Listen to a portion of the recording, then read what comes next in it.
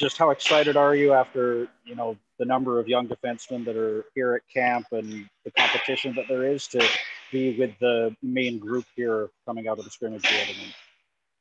Yeah, obviously I'm really excited. There's a really good opportunity here for a lot of young defensemen, and I think we all know that, and taking advantage of that every single day. So I'm just trying to work hard and, just take it day by day, pay attention to the little details, and just keep getting comfortable and improving every single time we step on the ice. How have you felt about your camp so far and your performance?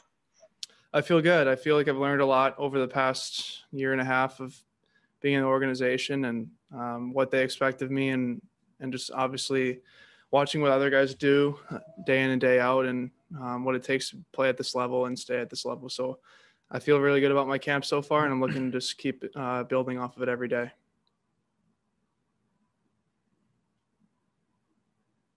All right, next up is Patrick Johnson. Hey, Brogan, just further on that, I mean, you had such a successful season, I think, at the AHL last year.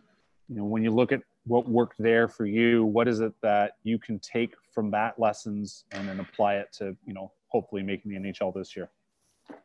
I just had a lot of confidence, and I didn't play with any hesitation. I think I just kind of stepped on the ice and trusted my instincts and my work ethic, and obviously my teammates around me to make good plays and help me out. So if that's one thing I can definitely take into this camp, and something I've tried to take into this camp, is just to trust my instincts and don't play with any hesitation, make the play, make the simple play, and stick to what I'm good at.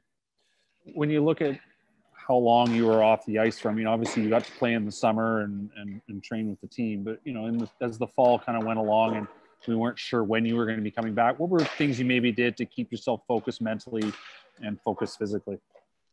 Well, physically, obviously, just in the gym and on the ice multiple times a week. And mentally, it was more just rewatching the games from last season. I watched a lot of the Canucks games, even though I didn't play in any of them. I was in the gym, riding the bike or working out, and I'd have a game on the screen, just kind of watching what guys do and, reiterating the systems in my head and kind of visualizing that. So that was something I did over the summer and the fall. Next up is Ian McIntyre. Hi, guys. A couple of questions for you, Nils.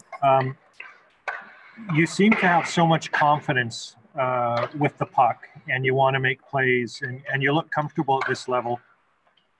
Do you not feel nervous about this, or how have you been able to manage your emotions and just kind of let your game play?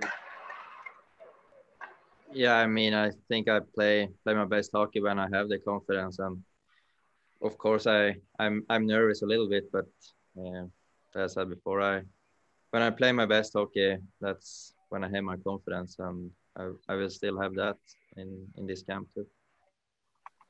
I know I think you told us you were a little bit surprised on day one when you saw your skating with Horvat and Pearson. Well, here we are now, day 5, and the season starts next week. Are you pretty excited about, it looks like you could be on the team, or you try not to think about that? Yeah, I mean, I take day after day. I do my best every day, and it's 5 days in the camp now, and I will do my best to take a spot in the team, and it's up to the coaches, so let's see. Next up is Farhan Lalji. Just to follow up with Nils, you've impressed a lot of people with your play through these first 5 days, including the scrimmage on Wednesday night. What have you liked the most about your own play so far? Yeah, I mean, it's a smaller rink between here and Sweden. It's going much faster here, and it's I like to play on the small ice more than home. Do you believe the time that you've spent this season already playing, everybody else has had a bit of a break, the fact that you've been able to play half a season, how much do you think that's helped you so far? Yeah, of course it's helped a little bit, but I don't think that's too much to think about. Are you surprised your game has translated so well, so fast to the smaller ice? Yeah, not surprised, but I played on it before, and I like that. Next up is Rob Williams. Yeah, that's a question for Nils. It looked like at the end of practice there you were showing a couple of your teammates how to do that lacrosse style goal, like where you flip the puck onto your stick from behind the net. First of all, are any of your teammates any good at that? And do you think that that's something that you would try out in an NHL game? Yeah, I think the most players can do that. It's not that hard that it looks like, and we'll see if I'm gonna try that one day. Next up is Daniel Wagner. Hey, Brogan, just looking at your year in the AHL, obviously you put up a lot of points, but was there any message from the Canucks coaching staff about what you might need to work on in order to make the NHL this season, whether it's defensively or some element of breakouts? Was there something that they keyed in on? I think just being harder to play against in my own zone and being a bit meaner around the net and not letting forwards get in front of the goalie's eyes and just kind of everything like that, finishing my checks and making simple, direct plays. Obviously, the departures that the Canucks have had on the blue line, there's a lot of minutes open for next year and a lot of heavy minutes, penalty kill, playing against the top lines on other teams. So I'm aware of that, and speaking with the staff here and just kind of reflecting on my own game, I'd like to be harder to play against in my own zone and play fast and make the simple play. And speaking of the penalty kill, is that something you played a lot in Utica last season, or is that something that you need to add in?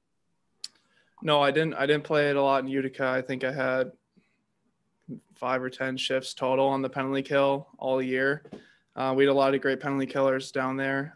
It's something I did in college quite often. But when I went to Utica, we had guys who have been there and knew the systems better than me and did a great job at that. So I know I'm capable of doing that. And so it's something I'm always watching video and trying to add to my game and be one of those guys that if they need me to do that, then I'm comfortable doing that.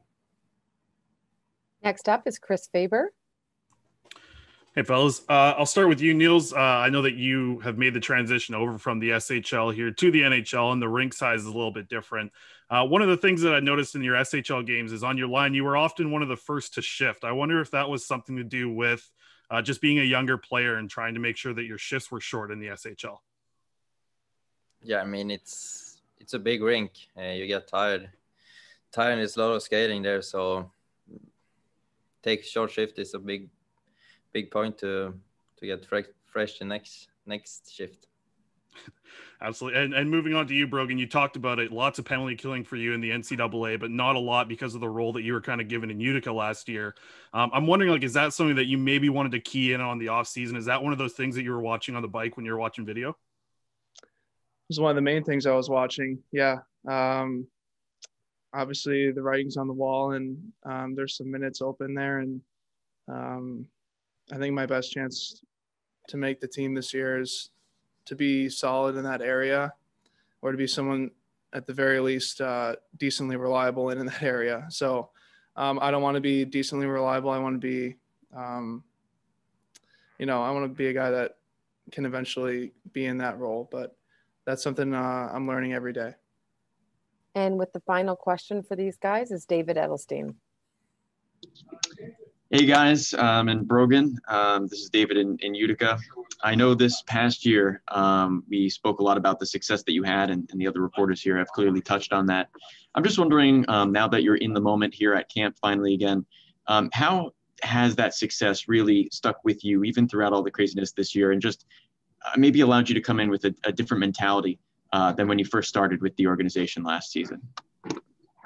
Yeah, I feel more comfortable this year than I did maybe at last training camp or even the training camp in the summer before we went to Edmonton. But I feel more comfortable and I know I can make plays and I have chemistry with some guys. And for me, it's a lot about learning from what other people are doing who have played at this level for, several years and who are veterans and are awesome players. So a lot of it for me is watching, observing, and applying it to my own game. So that's just kind of what I've been doing here. I'm just trying to be a sponge and work as hard as I can and make the right play. And like we've said probably a dozen times already, you just take it day by day when you're in our position, because you can't focus on too far ahead. You have to look at what's right in front of you. And I know that it was just asked a second ago that whether the coaching staff had told you anything that you should specifically work on, but is there anything that maybe you have picked up on from one of the guys who was with the NHL club for most of last year, any specific lesson or skill that they've kind of told you from player to player?